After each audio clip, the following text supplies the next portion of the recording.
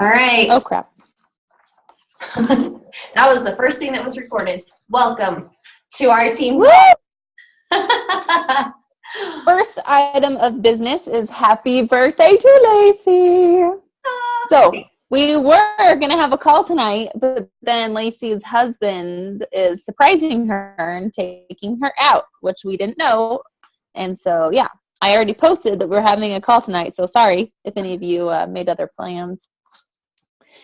So yeah, happy birthday to Lacey. And look, I got a P90X shirt. So that's kind of cool. I wore it for this call. So today's call, we should just start recording now so we don't look like idiots. Today's call is about overcoming objections. And you get so many objections in this business, especially over money. So we totally get that. And I remember being so nervous in the beginning as a new coach when people would ask me how much it is or say they didn't want to do it because of the money or they didn't have time or whatever. So objections almost always come.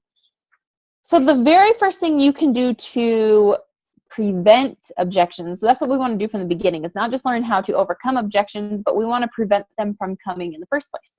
So the first thing that you can do to prevent objections is really develop your rapport and your relationship with the people that you are trying to get into your groups, because it all comes down to trust. And I know we've said this again and again and again, people before product, but that's because you are wanting to develop trust with people, because when someone trusts you, the objections are far fewer. So yeah, you want to make sure that you are developing your relationship and your rapport with people, and that will prohibit most objections that come your way. So Lacey, I have a list of good versus bad ways to overcome objections. Do you want me to go through that, or do you want to say a few things first? No, go ahead. I'll jump in. Okay.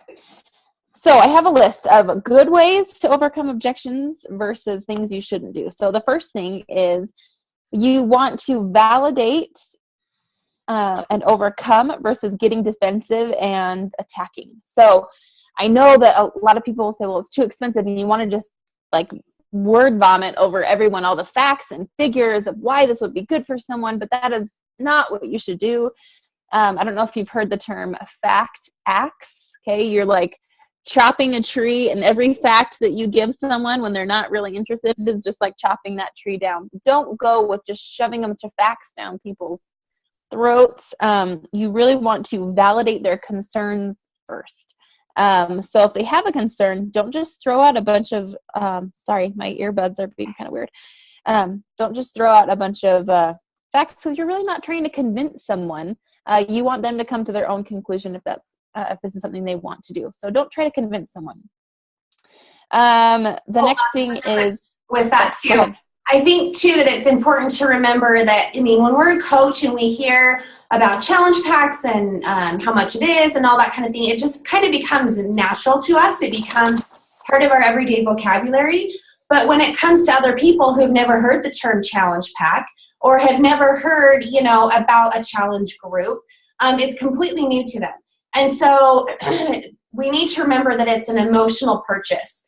People are purchasing challenge packs from you and joining your groups because of an emotional reason, not because of facts. Because, facts, when you have weight to lose, you don't care about those facts. You care about how you feel and that you want to change the way that you feel and that kind of a thing. So it is important to have the correct information for your purposes, but you also need to remember that those objections, even though they might be a fact like price, really needs to be dealt with in an emotional manner because it's an emotional purchase. And so like Allie was saying, relate with them. And a lot of times when their objections for us is price, we say, I totally understand. That was my biggest objection when we first started too, is I just didn't think that I could afford it. So I totally understand how you feel like that. And really focus on the emotion of the purchase rather than the fact of the purchase. So go ahead, Allie. Yeah. So this example just popped into my head. I've expressed it to some of you before, but I have horrible skin. I have really, really bad skin. And I had posted on Strong Fit Mamas asking questions like, what can I do? I had so many reps message us on Strong Fit Mamas with just a bunch of facts and figures, and I didn't even end up reading them all. Okay. There was one girl, and I tell you this for twofold, I guess. There's one girl that got to me and said, I understand how you feel. I went through the same thing. She shared her story with me, okay, that I resonated with. But you know what? I was so busy at the time that I didn't get back to her. And you know what? Several months later, she followed up with me. Okay, so that's the topic for a different call. She followed up with me, and that's when I had time to talk to her. And this product, it's Roden & Fields, if you guys know, they're super expensive. And it's like $150 for a 3-month supply. So not as expensive as Shakeology, but still. For my face, okay, so more than what I was paying. $150 for 3 months. And I didn't know that at the time. But she had told me, I know exactly how you feel. I had horrible skin too. And she listed the reasons why or the reasons that made me feel horrible about myself. Okay. I didn't want to go outside. I didn't like looking in the mirror. I didn't feel like I could go out without makeup on. I was always self-conscious, wanted to wear my hair in front of my face. Okay. All of those emotional reasons before she even talked about the price. And I resonated with that. And when I found out how expensive it was, $150, even though it was a blow to me, I wasn't expecting it, I was sold already. Okay. And so I took a leap of faith. I invested in the product, and now I love it, which I wish I didn't, because now I'm going to pay for it for the next few months. But my point being is that when people just jumped and was throwing a bunch of figures at me, I didn't even care. I didn't care about that. Okay. So I didn't even end up reading it. But when someone had a personal story to tell me how it affected them, and they resonated with me personally, and they addressed my emotional concerns that I was having, that's when I started talking to them. And that's what you want. You want that window. Where people will open up and start talking to you. So anyways, doing that will prevent objections, like we talked about before. So you want to share, comes back to your story too. You want to share your story before you share your products. Your story should always come before the product, because as soon as people start hearing product numbers and stuff, they just, whatever, they're hearing that all over Facebook. So start with your story, start with your why, because you want to resonate with their why. So that was a tangent. Okay, so another good versus bad way to handling objections, something I just said, using your story versus explaining facts and convincing. Okay, facts tell and stories sell. I love that. I just heard that today. Facts tell and stories sell. So if you're on social media and you're just posting about your workouts, if you're just posting about Shakeology, or if someone says, I'm interested in a challenge group, and you say, great, this challenge pack's on sale, and you just jump right into the facts and the figures, you're not going to make a sale. You're not going to make a sale doing that. You really need to use your story and resonate with people's whys. If Melanie Mitro said what she does is something called breadcrumbing. Okay, so if someone comes to her and tells her that she's interested, it's a very gradual thing. She doesn't even start talking about challenge groups until 2 or 3 messages in.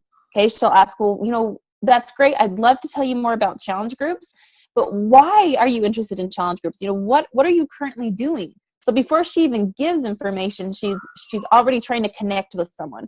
You figure out why it is that they're interested. So they get back to you, they tell you why you're interested, and then you have a solution to their problem, okay? But you need to start addressing their concerns and connecting with their why, rather than just pushing product down their face. And I love the idea of breadcrumbing, like that she said. It takes a few messages back and forth to really develop a rapport or relationship with someone. So don't just copy and paste. I copy and paste a lot of things, but you don't just want to do that the first message. You really want to connect with someone first. Another thing, good versus bad way to handle objections, asking questions versus avoiding conflict, okay? So if someone automatically comes to you after you've been talking and you are feeling defensive, you need to slow down. So if you're feeling an objection come on, treat it like a speed bump, okay? That means you just want to slow down and you want to ask questions. Okay, so don't assume what their objection is. If you feel like they're hesitant, then you can ask them. Say, hey, you seem a little hesitant. What's holding you back? Okay, so open it up. Don't assume their objection is money. Don't assume their objection is time. You want to open up the conversation so you can address that specific objection. Let's see. You can ask also, what are you currently doing and how's that working for you? So if someone has an objection like money, okay, that's too expensive for me. I feel like, am I ping-ponging back and forth? Like, No, you're good. I just keep going back to money because that seems to be what everyone's objection is at first. I don't have the money. So something you can say after you've built that relationship and rapport and they say it's too much, you can say, you know what, I understand. Okay, when I first was invited to a challenge group, that was my objection too. I didn't have the money. But then I was asked, what are you currently doing and how is that working for you? And you know what? My calorie counting and my jogging, my running that was not even jogging or walking wasn't working for me. Okay. And that was a kick in the butt for me, a kick in the face, actually. You know, what I was doing wasn't working. If you want something different, you have to do something different. And that's when it was really eye-opening for me. So that's a phrase you can use with the objection of money. What are you currently doing and how is that working for you? Let me turn my page around. Something I found myself doing in the beginning too with the objection of money is apologizing. Okay. And I've learned since that when I apologized for the products, it's because I didn't quite have a belief in the product. I didn't have a belief in the value at the time. And since then and now, I believe in these products because I've seen them used over and over and over again. And I've seen women see success. Me personally, I've seen success. I know the value of the product. Okay, don't apologize for the money. Okay, that just tells people that you don't believe in the value of the product. Don't apologize. A few phrases that I came across are these. So if someone says, I'm sure you've got this a lot. You announce a challenge group and someone doesn't say anything to you but how much is it? Okay, mm-hmm. I'm sure you've all had that. How much is it? So rather than just splurging out a bunch of information on them, which we don't want to do. Okay, you want to open up that conversation in breadcrumb. A phrase you can use is, that depends on what you need and how you choose to enroll. So let me ask you a few questions and we'll go from there. Okay, so that's automatically opening up a conversation. It's not defensive. You're not word vomiting all over them. And it's a perfect opportunity to start talking about their goals, figure out what their why is so you can validate them. Okay, so another phrase you can say if they're feeling defensive, say, you know what? I'm not really trying to sell you anything. If this is not for you, then that's fine. And that's worked for me a few times. You know what? Because, I don't want people to feel like I'm pushing something on them or selling them something. So when I feel like I'm getting a little more resistance than I'd like, I want people to know I'm not trying to push them into anything. So just slowing down and saying, you know what? I'm not trying to sell you anything. If this isn't going to work for you, then that's totally fine. Okay. If what you're currently doing is working for you, great. That's fine. I don't want you to feel like I'm pushing you into something. Then people kind of it's a relief off of them. And actually, that's why I signed up to be a coach, because my coach told me when I was having objections, you know what? This isn't for everybody. So if you feel like this isn't for you, that's totally fine. And I was like, well, freak, I can do it. It's not for everybody, but I can do it. So, that's another thing. Sorry, these are being so weird on me. So that's called disarming the situation. If you want to disarm their objection, if you want them to make sure they're feeling comfortable with you, make sure they feel like you are not trying to sell them anything. Blaze, you have anything else? Well, and go with that. I think that, if there's people that you're going to have people that are always going to have objections and that are always going to find a problem. And if you've done all of these things and you've connected with them, you've addressed their objections, you've related to them on their level and with what's going on, and they still say no, that's okay. That means they're just not ready. And quite honestly, you don't want those people to join you. You don't want those people to buy a challenge pack, because then you're going to be frustrated because they're not going to do it. And it's probably more frustrating for somebody to purchase something and then not be committed than for somebody just to say, no, now's not my time. And so, so even if you do get a no, that's totally fine. It's completely okay to just say, you know what, it's all about timing. And if this isn't the right time for you, I totally get that. When it is the right time for you, just let me know and we'll find the right spot for you. And I think that, you know, is going to go one of two ways. Either people are going to be like, okay, she totally understands that it's not the right time for me. Or along the same lines as what Allie said, they'll say, well, I can do this. Why wouldn't it be the right time for me? I'm in, you know? So I think just understanding and disconnecting from the yes and the no. The yes and the no are just, those are facts, and facts need to have emotion disconnected from them. But sharing your story can be full of emotion. Connecting with them and allowing them to trust you and validating their concerns, those are all emotion-filled actions and conversations. But when it comes down to a yes or a no, the emotion needs to be removed from the yes or the no, because ultimately, it's not about a yes or a no. It's not about a sell. It's about helping people find what's going to work for them. And if it's not the right time for them, it's not the right time, but you've planted a seed. If it is the right time for them, then fantastic. You're the best person to help them. So that was kind of a tangent from what Allie said, but I think that it's important to remember that you're going to get a lot of no's. You are. And even when you go through this whole process and you really connect with people, you're going to get no's. And if you're doing it right, you're going to get no's, but you're also going to get yeses. And so it's about sticking with it, about not giving up, and about really allowing people to trust you and connect with you and believe you and see that you're consistent. And the only way that's done is by caring more about them than about your Success Club points. Because if they know that you are just trying to get a sale, that they're just a number to you, they're not going to feel safe. They need to feel safe, because this is going to be a very vulnerable environment for them to be in, to ask for help and to need to change. But if they know that you genuinely care about them, and they know that because you're asking questions and you're listening to what they say and you're validating what they say, that's when they're going to feel safe, and you're going to be able to fill your challenge groups. So go ahead, Al. Okay. So one thing that I came across too is their phrase that when people give you an objection, they are measuring their excuse to your belief in the product or the group or whatever. Okay, so they are putting their excuse up to your belief. So you need to make sure that you do have a belief in the challenge groups and the programs and the products.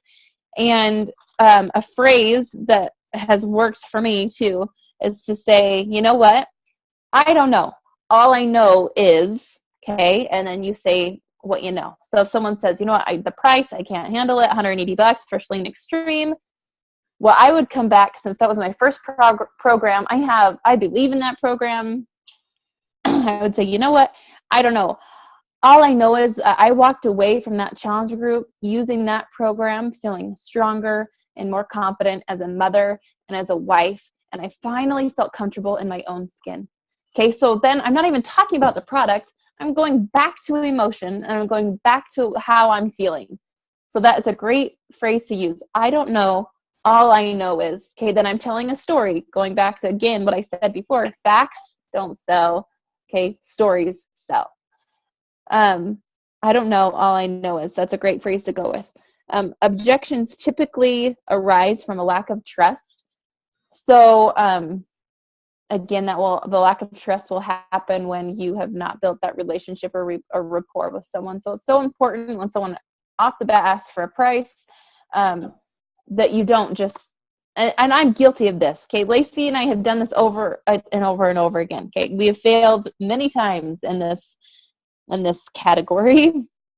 And you get nervous when people, especially in person, if someone asks you what the price is, you're like, I don't know. Okay, I get nervous still when someone asks you that. Okay, but it's important to go back to building that relationship and that rapport before you sort out the price, because people are going to connect with their why, your why, the emotion of the situation. So let me see if I have any other notes that we haven't covered. Well, and one thing too, really quick, I think it's also important to remember that even if you get a no, people are still your friend. And I think that people pay attention to that.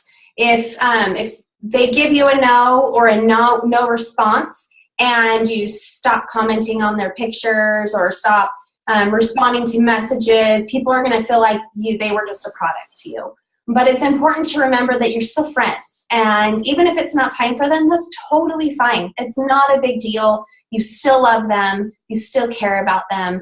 And so I think that it's so important to continue to show people that you still are interested in their life. You weren't just interested in their family because you wanted them to buy a challenge pack, but you genuinely were interested in their family. And even if they say no, you still want to know what's going on with their kids, and you still want to know what's happening in their life. And so I think just continually being genuinely you, being who you are, and showing people that you are there, whether that's a yes or a no, really allows them to once again trust you. And so I think that it's critical to remember to just continue to stand by who you are, to be you, and to continue to build relationships and friendships. Whether you've gotten a yes or a no, it's important to continue to build those friendships. Are you there, Al? So yeah, can you hear me? Just to give an example of what Lacey just said. So at the end of the conversation, if someone says no, you say, you know what, that's totally fine. Maybe the timing isn't right. Maybe sometime in the future. But you know what, I saw your trip to, I don't know, the beach last weekend. How did it go? Okay, follow up with something that's not beach volley related. You can talk about their family, recreation, whatever. But that way, they know that you weren't just trying to sell them, because that's not what we're all about, and that's not what we're trying to do. So, so that's all the information we had. If you guys want more information on overcoming objections, I just typed it into YouTube, and so many things came up from like past summits that you can watch, or Scotty Hobbs had something, Melanie Mitro had something. If ever you have a question, that's the first thing I do, just so you guys know, okay, whether you want to know how to run challenge groups better, whether what you want to know how to do social media, just put it in YouTube with Team Beachbody connected with it, and you'll have great personal development from some of our top coaches to listen to and to learn. So that is our call for today. We're so sorry we couldn't see all of your pretty faces. And yeah, happy birthday to Lacey. We should all have cake. No, I don't like cake. We should all have, oh my gosh, I don't even know. We should all have something in honor of Lacey's birthday. I give you all permission to have a treat in my honor tonight. Yes. So, okay. Well, you guys have a great day. Yes. See you guys later. We love you. Bye. Great.